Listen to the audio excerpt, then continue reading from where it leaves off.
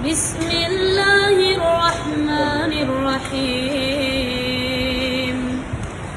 الرحمن علم القرآن،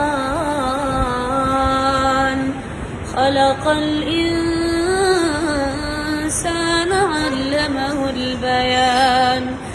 الشمس والقمر بحسبان، والنجم والشجر يسجدان. والسماء رفعها ووضع الميزان، ألا تطغوا في الميزان. وأقيموا الوزن بالقسط ولا تخسروا الميزان. والأرض وضعها للأنام، فيها فاكهة والنخل ذات الأكمام، والحب ذو العصف والريحان. فبأي آلاء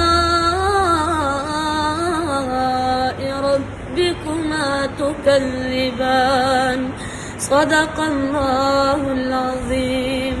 ما شاء الله.